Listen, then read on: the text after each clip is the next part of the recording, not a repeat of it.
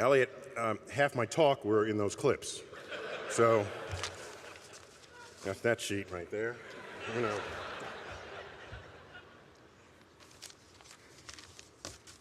I really don't like morning speeches because all of you are alert and awake under the influence of caffeine rather than the influence of alcohol. And as we all know, anything you say, anything anyone says, is interpreted as being deeper under the influence of alcohol than under the influence of coffee. No one's ever had a deep philosophical conversation after a cup of coffee. It just doesn't work out that way. So I don't know how this talk will come out. I so prefer that you were at dining tables for this. Let me make sure we're all on the same page. Of course we are, but just to confirm it, space, it's a $300 billion industry worldwide. NASA is actually a tiny percent of that. Interesting how small a percent NASA is to the total world spending of space. That little bit, however, is what inspires dreams. That NASA drives our economy. The culture of NASA drives the culture of innovation, and it's the culture of innovation that drives the economies of the 21st century. That's what it's missing. Even if there's pork spending on NASA, even if there's pork, what comes out of that spending benefits the nation in ways that a power plant or a bridge or a local road does not.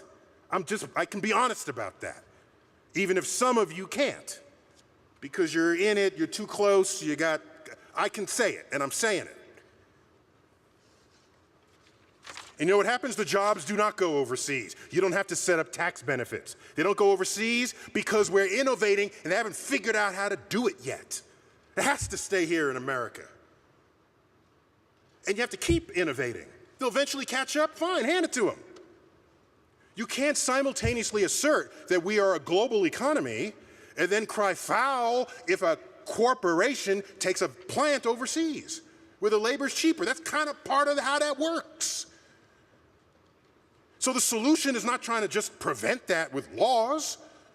You innovate so that it doesn't happen in the first place. Teacher training, we need that. It is a necessary but insufficient condition to make this happen. You can have an awesome teacher in middle school, high school. Now you want to become a scientist. You come out the other end of that educational pipeline. What do? We lost an entire generation of these smart people. They became like investment bankers or lawyers out of the 1980s and 90s because there's no place for them to take their interest in science. You have big, bold, ambitious projects, you get them all.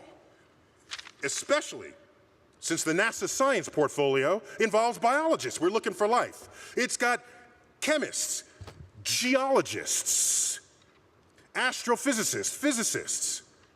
The NASA portfolio touches all of these. Not only that, we need the electrical engineers, the mechanical engineers, the structural engineers.